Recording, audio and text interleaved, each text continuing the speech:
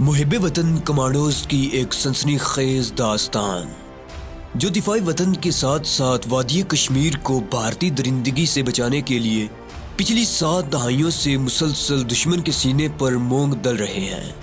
کہانی کی طرف بڑھنے سے پہلے آپ سے گزارش ہے کہ چینل کو سبسکرائب کیجیے اور ویڈیو کو لائک کیجیے۔ آئیے کہانی کی طرف چلتے ہیں۔ ٹھیک 8 بجے 5 سٹار ہوٹل کے پورچ میں روسی قونصل خانے کی گاڑی آ کر رکی۔ اس میں سے سرخی مائل گورے رنگ کا روسی نوجوان باہر نکلا اور سیدھا ہیڈ باورچی کے پاس آ گیا۔ ہیڈ باورچی نے بڑے اتفاق سے اس کا خیر مقدم کیا اور کہا، صاحب آپ کا آدمی بالکل تیار ہے۔ اس کا نام کبیر الدین ہے۔ اس کے دادا پردادا بہادر شاہ ظفر ہندوستان کے بادشاہ کے خاص باورچی تھے اور مغلئی پلاؤ بنانے میں ان کا جواب نہیں تھا۔ وہی نسخہ ان کے پاس سینہ بسینہ چلا آ رہا ہے۔ سنبھالیے اپنا آدمی۔ روسی پریس اتاشی بڑی اچھی اردو بول لیتا تھا، کہنے لگا، سردار علی خان آدمی تمہارے بھروسے کا ہے نا؟ ہیڈ باورچی کا نام سردار علی تھا۔ ہیڈ باورچی نے کہا، صاحب یہ 2 سال سے میری شاگردی میں کام کر رہا ہے۔ بڑا کم بولنے والا اور اپنے کام سے کام رکھنے والا نوجوان ہے۔ مغلئی پلاؤ بنانے والا اس سے بہتر پورے بھارت میں آپ کو کوئی نہیں ملے گا۔ روسی پریس اتاشی بولا، اچھی بات ہے۔ اس کو سب کچھ بتا دیا ہے نا کہ اسے سمندر میں جہاز میں ہی رہنا ہوگا اور جہاز کے کپتان کے لیے روزانہ مغلئی پلاؤ بنانا ہوگا، اور جب جہاز روس پہنچے گا تو اسے جہاز سے نیچے اترنے کی بالکل اجازت نہیں ہوگی۔ وہی جہاز یا کوئی دوسرا تجارتی جہاز جب مال لے کر بھارت روانہ ہوگا تو اسے اس میں سوار کروا کر واپس بمبئی بھیج دیا جائے گا۔ ہیڈ باورچی نے کہا، اسے سب کچھ بتا دیا گیا ہے صاحب، تم بے فکر ہو کر اسے جہاز پر لے جاؤ۔ اس دوران کمانڈو عمران تھوڑے پڑھے لکھے باورچی کی طرح سٹول پر بیٹھا مسکرا کر کبھی ہیڈ باورچی کو اور کبھی روسی پریس اتاشی کو دیکھتا رہا۔ روسی پریس اتاشی نے کمانڈو عمران سے پوچھا، تمہارا نام کیا ہے؟ کمانڈو عمران نے جلدی سے کہا، سر میرا نام کبیر الدین ہے صاحب۔ کتنی جماعتیں پڑھے ہوئے ہو؟ عمران نے احمقوں والا چہرہ بنا کر ہنستے ہوئے کہا، صاحب 4تھی جماعت فیل ہوں۔ ہیڈ باورچی بولا، زیادہ پڑھا لکھا نہیں ہے مگر اپنے کام کا استاد ہے۔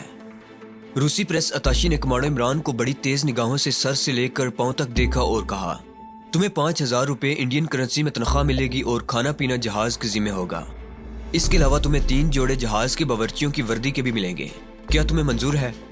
کمانڈو عمران نے ہلکا سا سلیوٹ کر کے کہا، صاحب بڑی مہربانی، منظور ہے صاحب۔ آ جاؤ میرے ساتھ۔ ہیڈ باورچی نے عمران سے کہا، جاؤ کبیر الدین کپتان صاحب کو ایسا کھانا کھلانا وہ جب بھی بھارت آئے تمہیں ہی ساتھ لے کر جائے۔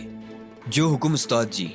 اور کمانڈو عمران روسی پریس اتاشی کے ساتھ گاڑی میں سوار ہو گیا اور روسی قونصل خانے کی گاڑی بمبئی کی بندرگاہ کی طرف روانہ ہو گئی۔ تجارتی جہاز کا روسی کپتان بالکل سرخ رنگ کا کٹے ہوئے جسم والا گول مٹول آدمی تھا۔ عمر 50 اور 60 کے درمیان ہوگی۔ گردن، چہرے اور کوہنیوں تک بازو کا رنگ تیز سمندری دھوپ کی مار کھا کر ہلکا نسواری ہو رہا تھا۔ آنکھیں زردی مائل سبز تھیں جیسے بھیڑیے کی ہوتی ہیں۔ جب پریس اتاشی نے عمران کو پیش کیا تو کپتان نے گور کر اس کا جائزہ لیا اور روبدار آواز میں اردو میں پوچھا، تمہارا نام؟ کمانڈو عمران نے کہا، کبیر الدین کچن ماسٹر سر۔ انگریزی پڑھ لکھ سکتے ہو؟ کپتان نے پوچھا۔ عمران نے کہا، 4 جماعتیں پڑھا ہوں صاحب، انگریزی پڑھ لکھ نہیں سکتا۔ کپتان روسی زبان میں پریس اتاشی سے باتیں کرنے لگا۔ یہی پوچھ رہا ہوگا کہ اس آدمی کی اچھی طرح سے جانچ پڑتال کر لی ہے اور کیا یہ بھروسے کا آدمی ہے وغیرہ وغیرہ۔ پریس اتاشی نے کپتان کی تسلی کرا دی تھی۔ اس نے عمران سے کہا، مغلئی پلاؤ بنا لیتے ہو؟ عمران بولا، سر مغلئی پلاؤ کی ڈش تو میں ایسی اسپیشل بناتا ہوں کہ کوئی کیا بنائے گا۔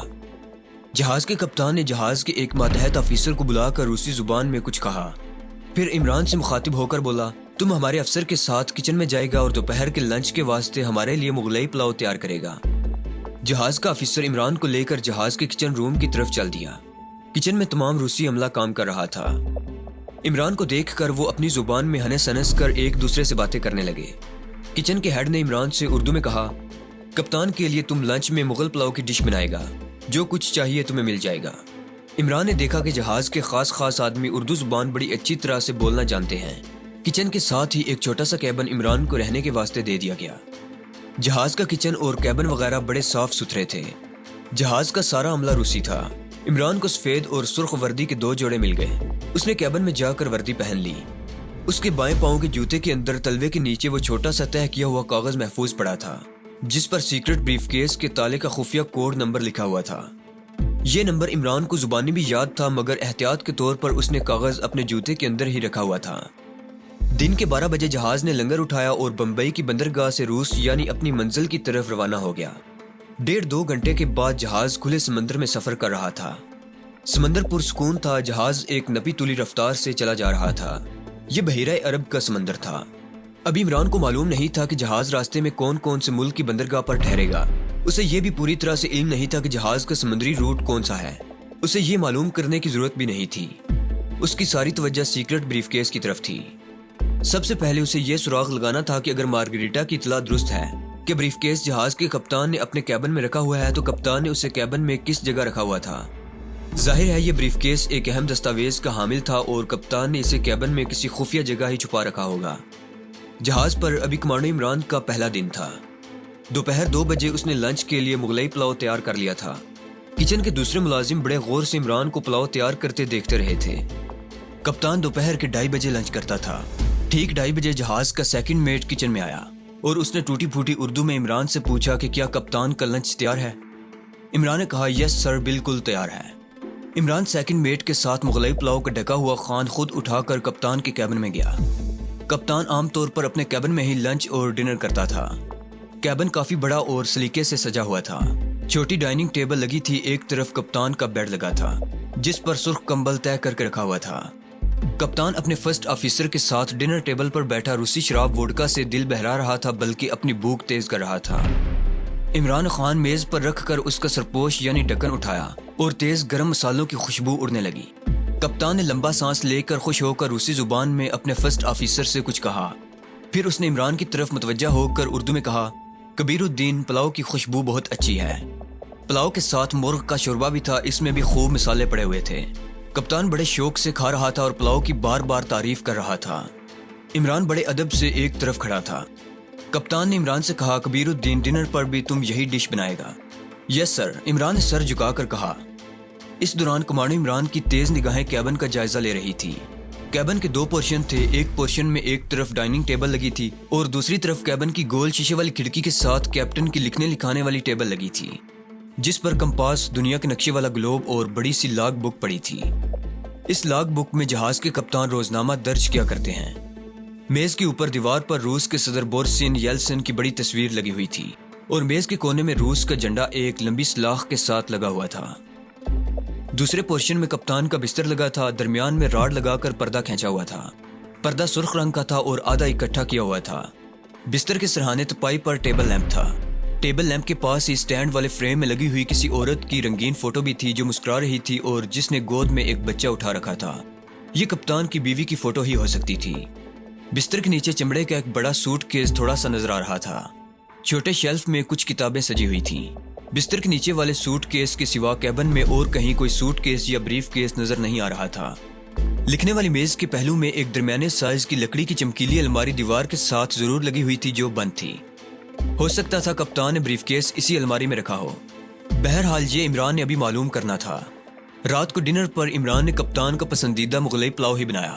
وہ سیکنڈ میٹ کے ساتھ خود کھانا لے کر کیبن میں گیا۔ کپتان عمران کی کارکردگی سے بہت خوش تھا اور ایک طرح سے اس نے عمران کو پاس کر دیا تھا۔ رات کو عمران تھوڑی دیر کھانے کے بعد جہاز کے ڈیک پر آ کر ستاروں کی دھندلی روشنی میں سمندر کی بڑی بڑی موجوں کا نظارہ کرتا۔ سمندر میں کوئی طوفان وغیرہ نہیں تھا۔ وہ نارمل انداز میں ڈول رہا تھا اور اپنی منزل کی طرف رواں دواں تھا۔ کچھ دیر ڈیک کے جنگلے کے پاس ٹہلنے کے بعد عمران اپنے چھوٹے سے کیبن میں آ کر سو جاتا۔ اسی طرح ایک ہفتہ گزر گیا۔ ابھی تک عمران کو بریف کیس کا کوئی سراغ نہیں ملا تھا۔ وہ اپنے محدود وسائل کے اندر رہ کر بڑی سرگرمی سے اس کا کھوج لگانے میں لگا ہوا تھا۔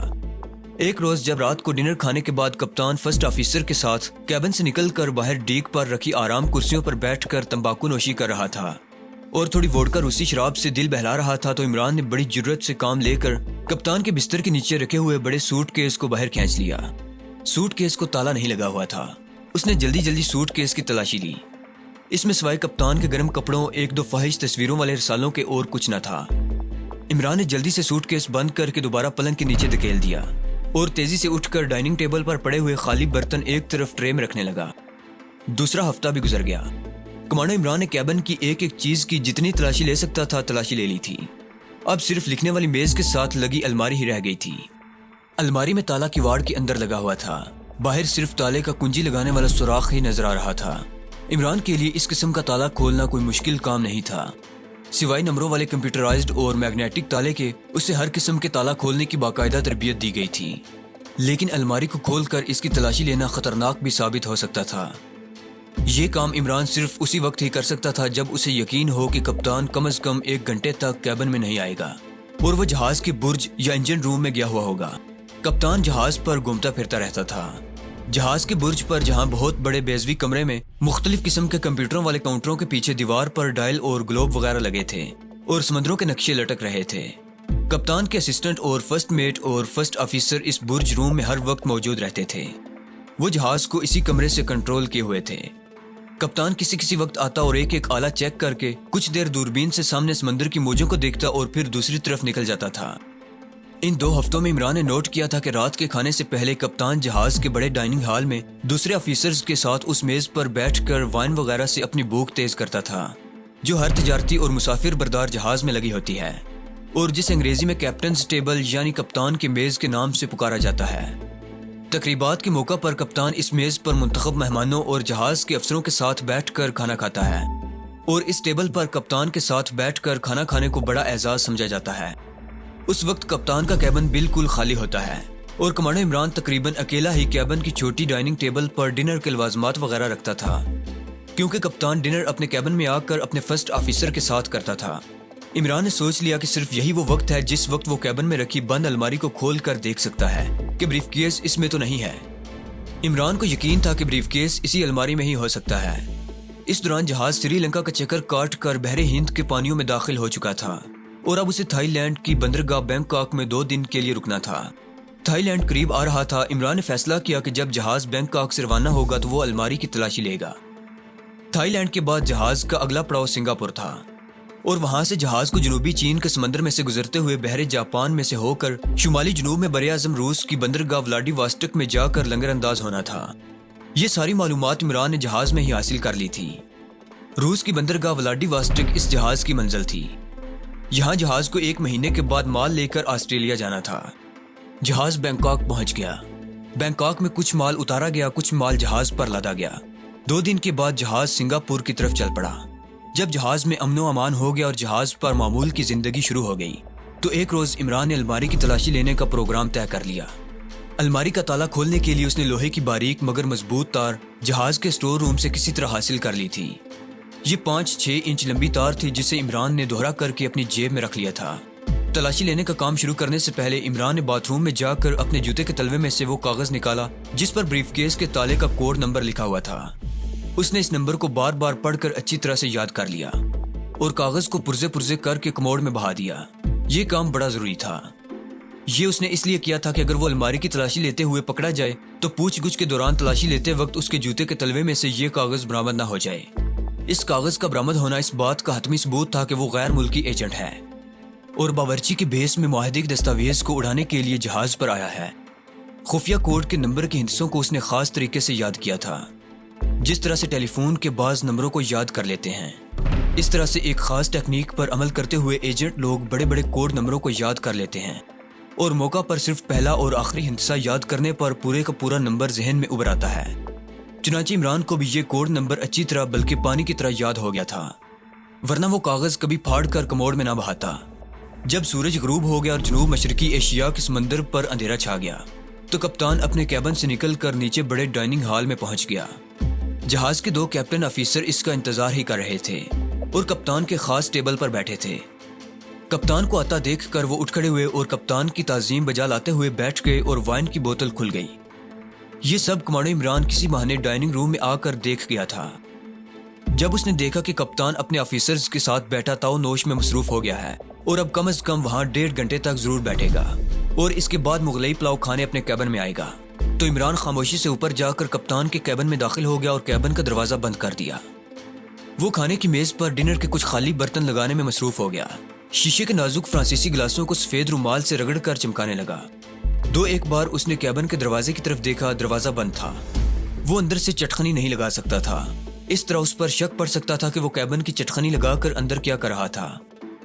کمبخت الماری کا رخ کیبن کے دروازے کے عین سامنے تھا۔ اگر باہر سے کوئی اچانک دروازہ کھول کر کیبن میں داخل ہوتا ہے تو وہ عمران کو الماری کی تلاشی لیتے دیکھ سکتا تھا۔ اس کام میں ہر قسم کا اور ہر طرح سے خطرہ ہی خطرہ تھا، مگر خطروں سے کھیلنا اور خطروں کو مول لینا ایک محب وطن کمانڈو کے فرائض میں شامل ہوتا ہے۔ اسے اپنی جان کی پرواہ نہیں ہوتی، صرف یہی خیال ہوتا ہے کہ اس کا مشن کامیابی سے مکمل ہو جائے۔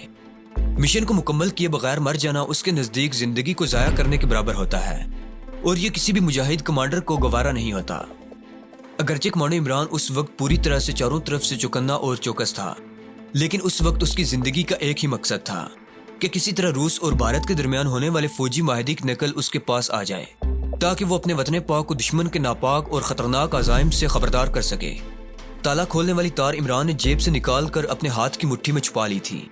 اس کے اور کپتان کی الماری کے درمیان صرف 3 قدم کا فاصلہ تھا، مگر یہ 3 قدم اسے اپنی زندگی کی عظیم کامیابی بھی عطا کر سکتے تھے اور اسے فائرنگ سکواڈ کے سامنے کھڑا کر کے بے فائدہ موت کے منہ میں بھی دھکیل سکتے تھے۔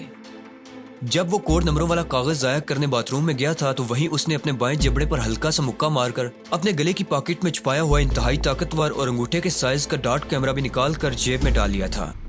بریف کیس الماری میں سے برآمد ہونے کی صورت میں اسے اس کیمرے کی مدد سے معاہدے کی دستاویز کی فوٹو کاپی اتارنی تھی۔ یہ چھوٹا سا مگر انتہائی اہم کیمرہ اس وقت بھی اس کی واسکٹ میں تھا۔ وہ کمانڈو ایکشن کے لیے بالکل تیار تھا، اس کے پاس زیادہ وقت بھی نہیں تھا۔ اس نے کیبن کے بند دروازے پر ایک نگاہ ڈالی اور بڑے اطمینان کے ساتھ کیپٹن کی بند الماری کی طرف بڑھا۔ تالا کھولنے والا تار اس کے سیدھے ہاتھ میں تھا۔ اب اسے بجلی کی سی تیزی اور مشین کے پرزے کی طرح کام کرنا تھا۔ الماری کے پاس جاتے ہی اس نے تار چابی کے سوراخ میں ڈال کر اسے پہلے دائیں جانب گھمایا، پھر تار کو ذرا نیچے کر کے ایک دم اوپر کو اٹھایا تو ٹک کی آواز کے ساتھ تالا کھل گیا۔ سوال ہی پیدا نہیں ہوتا تھا کہ اس قسم کے تالے کے اندر کمانڈو عمران تار ڈالے اور وہ نہ کھلے۔ عمران نے جلدی سے الماری کے پٹ کھول دیے۔ الماری کے اندر 3 خانے تھے۔ خانوں پر نظر ڈالتے ہی عمران کو گوہر مراد مل گیا۔ اوپر والے خانے میں سیاہ رنگ کا چھوٹے سائز کا بریف کیس پڑا تھا۔ اس نے بریف کیس کو باہر نکال کر دیکھا، اس پر سرخ حروف میں CCP لکھا ہوا تھا۔ عمران نے جلدی سے الماری بند کی اور بریف کیس لے کر باتھ روم میں گھس گیا۔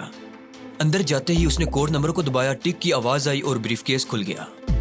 بریف کیس میں ایک سرخ رنگ کی جلد والی فائل پڑی تھی۔ اس نے فائل کھولی۔ یہ روس اور بھارت کے درمیان طے پائے جانے والے فوجی معاہدے کی وہ اصل کاپی تھی جس پر تمام فوجی سامان کی فہرست پورے صفحے پر ٹائپ کی ہوئی تھی، جو روس نے بھارت کو سپلائی اور جسے بھارت نے پاکستان کے خلاف استعمال کرنا تھا۔ کمانڈو عمران نے ڈاٹ کیمرہ نکال کر فہرست والے صفحے کو فوکس کیا اور بٹن دبا دیا۔ کیمرے کے اندر کسی گراری کے چلنے کی آواز آنے لگی۔ کیمرے کے اندر طویل فہرست کو ایک نقطے میں مرکوز کرنے اور اس کی فوٹو کاپی اتارنے کا عمل جاری تھا۔ اس عمل کو 1 سیکنڈ سے بھی کم وقت لگا اور آواز بند ہو گئی۔ عمران نے جلدی کیمرے کے نچلے حصے کو کھول کر انگلی کے ناخن سے بھی چھوٹے سائز کی سٹین لیس سٹیل کی ٹیوب باہر نکال لی۔ یہ دستاویز کی فلم تھی۔ اس نے ٹیوب کو فوراً منہ میں ڈال کر زبان کی مدد سے اسے اپنے گلے کی خفیہ پاکٹ میں ڈالا۔ بریف کیس کو بند کر کے کوڈ نمبر کو الٹا دبا کر تالا لگایا۔ ڈاٹ کیمرے کو کموڈ میں ڈال کر ٹینکی کا پانی چھوڑ دیا۔ جب اسے یقین ہو گیا کہ ڈاٹ کیمرہ نیچے سمندر میں بہہ گیا ہوگا تو باتھ روم کا دروازہ ذرا سا کھول کر کیبن میں دیکھا، کیبن اسی طرح خالی تھا۔ اس نے قمیض کے دامن سے بریف کیس کے اوپر لگے ہوئے اپنے انگلیوں کے نشانات کو زور زور سے رگڑ کر صاف کیا۔ قمیض کے دامن سے بریف کیس کو ہینڈل سے پکڑ لیا، دوڑ کر باتھ روم میں سے نکلا اور بریف کیس الماری کے اوپر والے خانے میں رکھ دیا اور الماری کا دروازہ بند کر کے تالا لگا ہی رہا تھا کہ اچانک جہاز کے کپتان کے کہکہ لگانے اور کسی سے بات کرنے کی آواز آئی اور اس کے ساتھ ہی کیبن کا دروازہ کھول کر جہاز کا کپتان اپنے فرسٹ آفیسر کے ساتھ اندر آ گیا۔ اس وقت کمانڈو عمران الماری کی طرف منہ کر کے کھڑا تھا۔ اس نے وہیں زمین پر پڑے ہوئے کپڑے سے الماری کو صاف کرنا شروع کر دیا۔ وہ یہ تاثر دینے کی کوشش کر رہا تھا کہ وہ الماری کو صاف کر رہا ہے، لیکن روسی کپتان کو معلوم تھا کہ الماری کے اندر کس قدر اہم اور خفیہ دستاویز رکھی ہوئی ہے۔ اس نے وہیں کھڑے کھڑے گرجدار آواز میں پوچھا، کبیر الدین کیا کر رہے ہو؟